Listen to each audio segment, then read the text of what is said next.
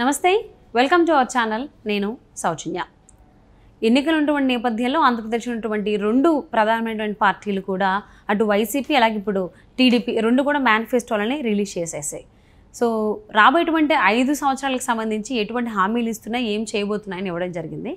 మరి ఇచ్చినటువంటి రెండు మేనిఫెస్టోల్లో ఏది బాగుంది, దేనికి ఏ పార్టీకి ఓటేస్తే మంచిది? మరి ఈ అంశానికి సంబంధించి మనతో మాట్లాడడానికి, వారి విశ్లేషణని మనతో పంచుకోవడానికి ఈరోజు మనతో పాటు ఉన్నారు senior political analyst Kilari Nagarjuna గారు ఉన్నారు. వారితో మాట్లాడదాం. నమస్తే నాగార్జున గారు. నమస్తే అమ్మా. ఎన్నికలు ఇంకా 11 రోజులే ఉన్నాయి.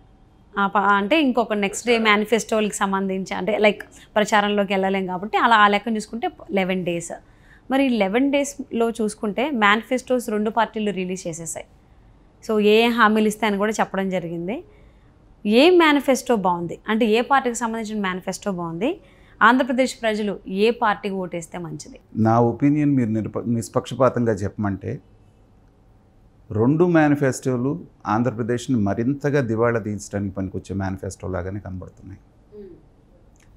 ఎందుకంటే నవరత్నాలు అనేటువంటి పథకంతో జగన్మోహన్ రెడ్డి గారు అమలు చేసిన పథకాల మూలాన రాష్ట్రం ఎక్కడి నుంచి ఎక్కడి దాకా వచ్చింది, ఎంత అప్పులైనవి అనేది మనం చూసాం.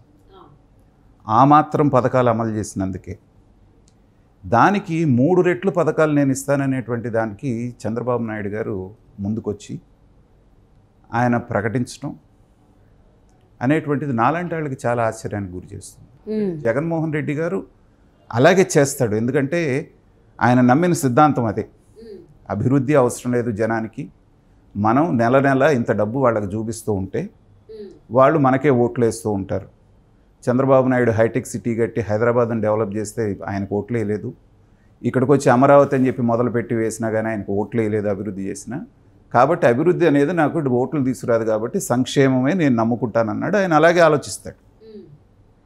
కానీ చంద్రబాబు నాయుడు గారి దగ్గర నుంచి మనం ఇలాంటి పథకాలు, ఎందుకంటే చంద్రబాబు నాయుడు గారికి ఒక పేరుంది, సంస్కరణవాది. ఈయన ప్రజల్ని మనం ఇచ్చేవాళ్ళుగా కాకుండా వాళ్ళని సెల్ఫ్ రిలయంట్ చేయాలి, వాళ్ళ కాళ్ళ మీద వాళ్ళు నిలబడేటట్టు చేయాలి, ఇవాళ రేపు కష్టపడ్డా కానీ ఎల్లుండి అనేది సుఖంగా ఉండాలి వాళ్ళకి అనేటువంటి ఉద్దేశంతో గతంలో ఆయన విద్యుత్ సంస్కరణలు కానివ్వండి, మీరు రకరకాల సంస్కరణలు తీసుకొచ్చారు. కానీ రాష్ట్రంలో నెలకొన్నటువంటి పరిస్థితుల్లో జగన్మోహన్ రెడ్డి సంక్షేమం ఎజెండాని ఎదుర్కోవాలంటే నేను కూడా సంక్షేమం ద్వారానే ఎదుర్కోవాలనేటువంటి దీనికి వచ్చి ఆయన అమ్మఒడి ఒకళ్ళకి ఇస్తానంటే ఈయన ఇంట్లో ఎంతమందికి ఉంటే అంతమందికి ఇస్తానంటారు. సపోజ్ కొంతమంది కొన్ని మతాల వాళ్ళకి 4, 5, 6 పిల్లలు కూడా ఉంటారు. సో అంతమందికి ఇవ్వాలి 15,000 రూపాయలు చొప్పున. అలాగే 18 సంవత్సరాలు నిండినటువంటి ప్రతి ఆడపిల్లకి 1,500 రూపాయలు 18 నుంచి 59 సంవత్సరాల వరకు ఇస్తానంటున్నాడు. అలాగే 3 ఫ్రీ సిలిండర్లు, ఫ్రీ బస్సు రైతులకి, వీళ్ళకి వాళ్ళకి. ఇప్పుడు వీళ్ళిద్దరి మేనిఫెస్టోలు మనం స్థూలంగా కనుక చూస్తే తేడా ఏంటంటే గత పథకాలు ఏవైతే ఉన్నాయో వాటికి చిన్న మార్పులు చేర్పులు చేసి నవరత్నాలు ప్లస్ అని సింపుల్గా బయటేస్తాడు జగన్మోహన్ రెడ్డి. ఓకే.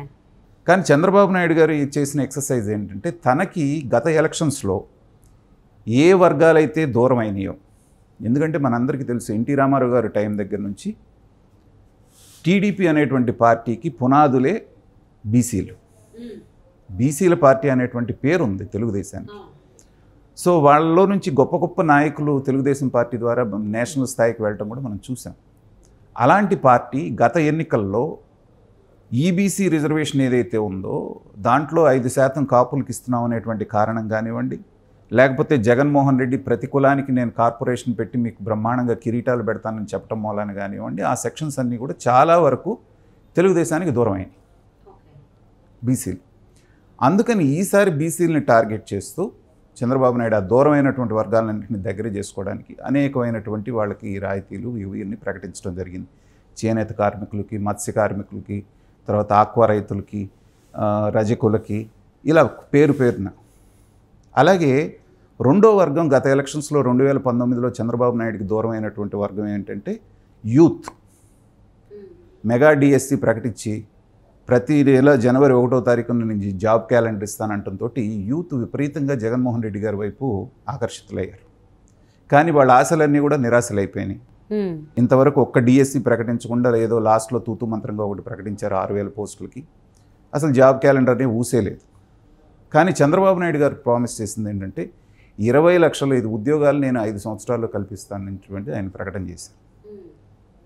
తర్వాత నిరుద్యోగ యువతకి నేను 3,000 రూపాయలు అనేటువంటిది ఇదిలాగా ఇచ్చి వేతనంలాగా నిరుద్యోగ భృతి ఇచ్చి వాళ్ళ స్కిల్ డెవలప్మెంట్కి నేను ప్రోత్సహిస్తానంటున్నాడు. ఇది బాగా యూత్ని ఇటు అట్రాక్ట్ చేయడానికి పనికి వస్తుంది. తర్వాత స్టార్టప్ కంపెనీస్ని నేను 5 సంవత్సరాలుగా మన ఆంధ్రప్రదేశ్లో వినిపించలేదు, అసలు ఆ వైపే అడుగులు పడలేదు.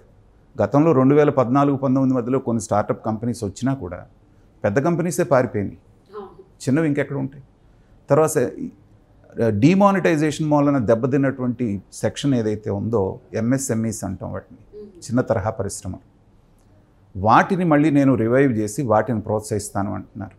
మీకు ఉన్నటువంటి ఎంప్లాయ్మెంట్ మొత్తంలో other than government employment 60-70% employment provide చేసేది ఈ ఎంఎస్ఎంఈసే, మధ్య తరహా చిన్న తరహా పరిశ్రమలు అంటాం మనం. వాటిల్లోనే ఎక్కువ ఎంప్లాయ్మెంట్ జనరేట్ అవుతుంది.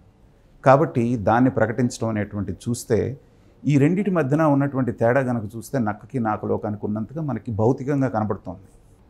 కానీ అంత నేను చేయలేను కాబట్టి జగన్మోహన్ రెడ్డి ఎంచుకున్న మార్గం ఏంటంటే చంద్రబాబు నాయుడికి విశ్వసనీయత లేదు. అంతకుముందు మేనిఫెస్టోలో 600 ప్రకటించాడు, ఈయన అమలు చేయలేదు. మేము చేయగలిగిందే చెప్తాము, చెప్పింది చేస్తామనే స్లోగన్ తోటి చంద్రబాబు నాయుడిని కౌంటర్ చేయాలని చెప్పేసి ఆయన అనుకుంటున్నాడు. కానీ జరిగేది ఏంటంటే చెప్పింది మీరు చేశారా అనేటువంటి ప్రశ్న వస్తుంది. 2019లో ఏం ప్రామిస్ చేశాడు? మద్యపాన నిషేధం పూర్తిగా నేను చేసిన తర్వాతే మీ దగ్గరికి వచ్చి నేను ఓట్లు అడుగుతానని చెప్పాడు. చేశాడా? లేదు. ప్రతి నెల జాబ్ క్యాలెండర్, ప్రతి సంవత్సరం జనవరి 1వ తారీఖున జాబ్ క్యాలెండర్ చేస్తానన్నాడు. చేశాడా? లేదు. అంటే నువ్వు చెప్పావు, చేయలేదు. తర్వాత అట్లాగే మీకు అందరికీ ఎంప్లాయ్మెంట్ అన్నారు, రకరకాల ఇలాంటివి చాలా స్కీమ్స్ తీసుకొచ్చారు, ఏవి కూడా మధ్యలోనే ఉండిపోయాయి. అవును, ప్రభుత్వ ఉద్యోగులకు సంబంధించి కూడా ఏదో రద్దు చేస్తారు అన్నారు వాళ్ళు, అది చేయలేదు. సో ఇలాగ మీకు నువ్వు చెప్పింది కూడా చేయలేదు కదా గతంలో. చేయనప్పుడు నిన్ను ఇప్పుడు ఎలా నమ్ముతారు? పైగా 3,000 ఇచ్చేసేసి నువ్వు 500 పెంచుతాను, మొదట 250, మిగతాది 2029లో పెంచుతానంటే నువ్వు చెప్పిన మాట ఏంటి? నువ్వు ఇచ్చినటువంటి డైరెక్ట్ పథకాల మూలాన జనాలలో విపరీతమైనటువంటి జీవన ప్రమాణాలు పెరిగిపోయినాయి, అసలు వాళ్ళ వినియోగ శక్తి బాగా పెరిగిపోయింది, తద్వారా ఆదాయం విపరీతంగా పెరిగింది గవర్నమెంట్గా నువ్వే చూపిస్తున్నావు. మరి అక్కడ నీకు ఆదాయం పెరిగినప్పుడు నీకు ఇవ్వటానికి ఏంటి ప్రాబ్లం అనే క్వశ్చన్ వస్తుంది. సో వాళ్ళు ఈపీఎస్ రద్దు చేస్తానని చెప్పేసి వాళ్ళకి చెప్పాడు, అది చేయలేదు. ఇలాగా రకరకాల పథకాలు చెప్పి నువ్వు చేయనప్పుడు ఏంటంటే జనాలు ఇది కంపేర్ చేసుకుంటారు. అసలు 200 పెన్షన్ని 2,000 చేసింది చంద్రబాబు నాయుడు, తర్వాత ఎలక్షన్ ముందు 3,000 చేసింది చంద్రబాబు నాయుడు, ఇప్పుడు 4,000 చేస్తానన్నప్పుడు ఏంటంటే రెండింటిని కంపేర్ చేసుకుంటే ఖచ్చితంగా జనం చంద్రబాబు నాయుడు కూటమి యొక్క దీన్నే మేనిఫెస్టోనే నమ్మేటువంటి అవకాశాలు మనకు ఎక్కువగా కనపడుతుంది. చూద్దామండి, అందరూ అభివృద్ధి వైపు ఆలోచిస్తున్నారు ఆంధ్రప్రదేశ్ ప్రజలు కూడా, మరి అటువైపుగా అడుగులేస్తారని చెప్పి ఆశిద్దాం. Thank you so much Nagarjuna. Thank you.